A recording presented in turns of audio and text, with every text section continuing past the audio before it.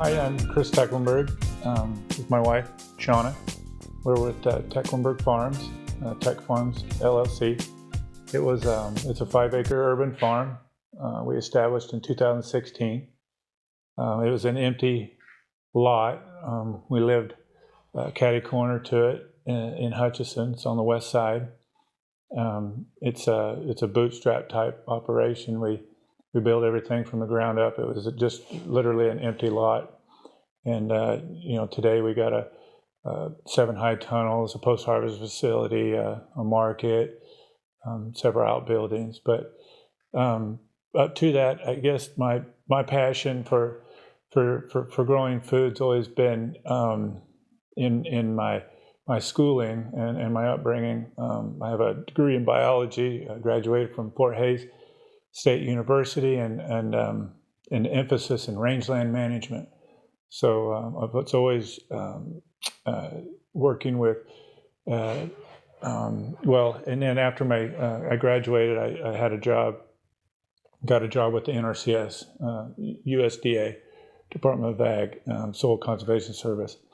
So in that, we helped landowners and operators maintain and improve and enhance their natural resources, mainly the grasslands. I always grew up with garden. Both of us did. Mm-hmm. Our grandmothers, that's what they did. Their whole backyards were gardens, and so we grew up with gardening and the vegetable side of things. So we always kind of had that instilled in us with regard to plants and gardening. So when this lot came, it just, the wheels kind of turned, and we had talked about. Well, we started one in our backyard first. That's right. We did. In our backyard, we put a high tunnel in. We made it from scratch. And we just, kind of looked at some YouTube videos and just kind of designed it and bought a hoop bender, and built it from chain link fence and had plastic over it. And it was like a 20 by 30 in the backyard. We really enjoyed doing that. It was a different kind of growing, extended the seasons. There were several benefits of that, and and setting up a little food hub right outside our house, and knowing how many people would stop by was overwhelming. The kids would just have the table out there, and they would have their own little, and then we would have it and then just sell. And so there was a demand. Mm-hmm. We saw a demand.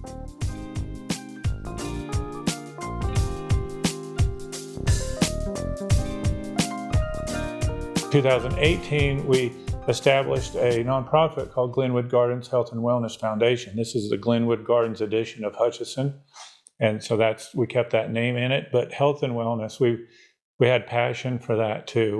We wanted to grow healthy food. We wanted to promote food. We were seeing that agriculture being taught in education curriculum was not so much anymore. It was going away. We wanted to see if we could bring that back, and so we started that foundation with that mission. Not only just ag in the school, but the healthiness. So we would go to our children's school and eat lunch with them, and we would recognize and see the children throw all their food away, not even eat it, and it was just very sad. And then the quality of food that they were getting was very disheartening, to say the least. It didn't make us very excited to have our kids eating at the school. So it just so that's a big portion of why we started the foundation.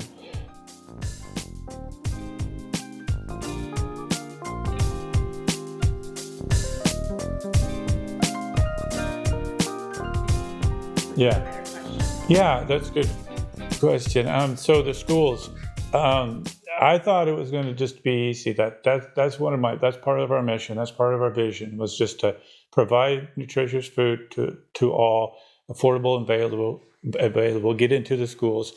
So we did approach schools. It's like, I was always under the vision of when I went to school, and Esther was our cook, and and I saw her cook the food, and she cooked all the food, and I was just going to approach the school in that and talk to Esther if I could, and they're equivalent to Esther, but that's not how things are anymore. We were working with Wiley, where our kids were going to school. I would take lettuce to the staff to try to ease our way in there, but they actually had a funding for us to come and give the nutritional snacks, but then COVID hit, and then nothing else, and so that's right.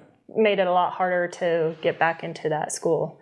You're right. We was going to also potentially do some high tunnels or do some gardening, do some outside gardening, and set that up with the school, and have them grow their own food and have them eat their own food, but as well as taking our produce to them. But we still wanted to do that. We wanted to get into schools. So I did start approaching different schools and actually called Canis Prima Vag too, with regard to how do we pool and fund the schools together? How does this grant work? That there is grants available for schools to purchase local foods. So I was like, well, how does that work? I want to know how that works. And so I started calling around, and it's there are some standards and specifications that you have to meet in order to provide food to the school through some of those programs, and that wasn't really a hurdle to cross. I think it was GAP. You had to be GAP certified on some of those good agriculture practices, and to become that, it's financially you pay it. I think we're probably doing most of what GAP would require, but it wasn't just that. It was the schools. You had to have a point of contact within the school that went ahead and pursued that avenue, and so it just didn't happen. So that just kind of fell out. That fell by the wayside. But that we didn't stop there. We just kind of let that go, and then said, well, that's not as easy as we thought. And then our neighbor, she works at the school at a Nickerson, and just approached us and said, hey, they just got this grant. We have some funding, assistance that allows healthy snacks to kids from local grown producers. So we're like, yeah, that's us. So we've been working with her like that, and that was just a, because she was here type of a thing, and that developed, and we still do that. It's not as often as you think, because there's a lot of logistics involved. Like we ain't growing anything now, and then they got to have it certain time, and it's got to be how you're going to prepare it. What is it? We've done everything from kale chips to kohlrabi to interesting things like that. But the kids really enjoyed it. We get positive remarks from that. And then the other part of the school was Graber. She was driving by. It's really weird. When I try to make it happen, it didn't necessarily work. It just kind of happened organically, like it was meant to be. So we're growing. What they're doing, we're providing them the plants to grow in hydroponic towers, and they feed, which is all kinds of 60 or so plants, probably about 25 different species, and they grow them in these hydroponic towers. And then 3 or 4 times a year they have these parties where they eat the food that they grow, and so which comes from here. We do plan to partner with them with regard to tours. Bringing the kids here, showing them. Their staff is going to come with them the next few months to take a tour. But that's the extent of the schools.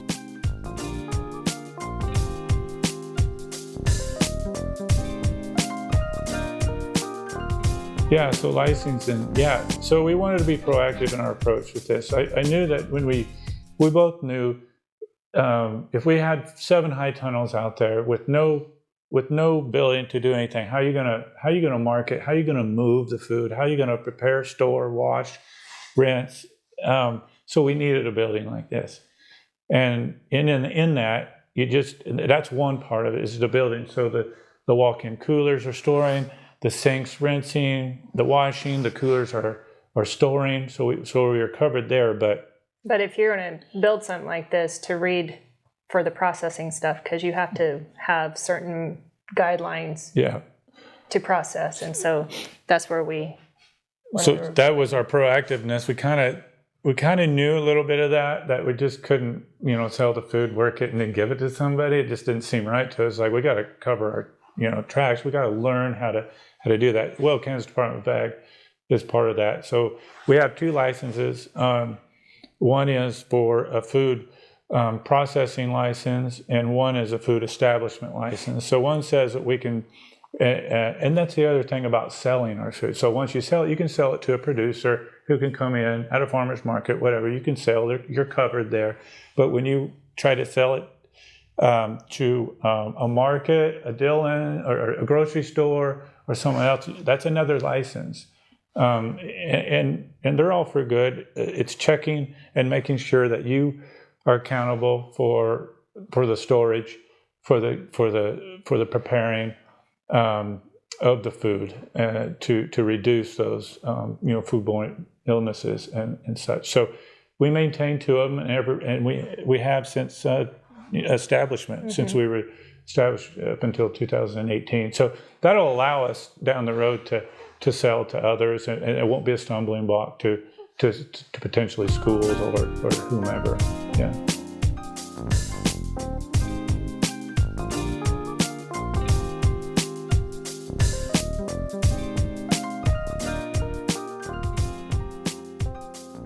Yeah, so that's a standard. That's a rule within the Kansas Department of Ag, within the licensing.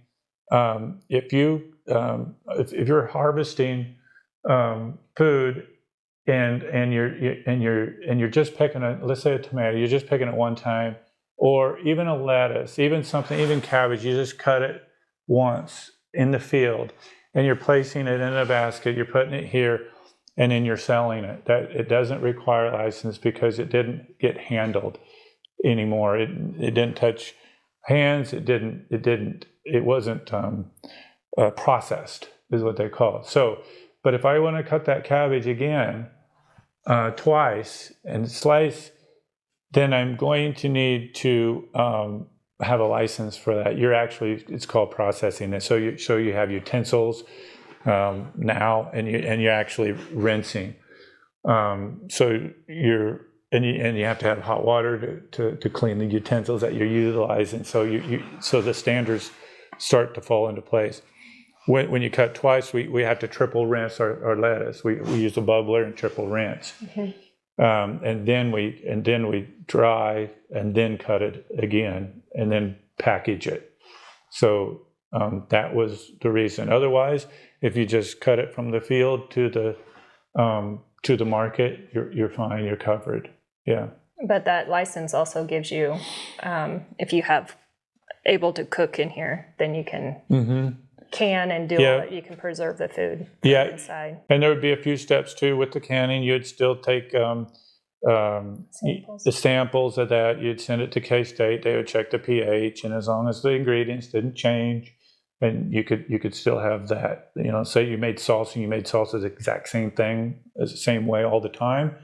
You'd only have to have one check, but you still have to check for pH for botulism. Yeah.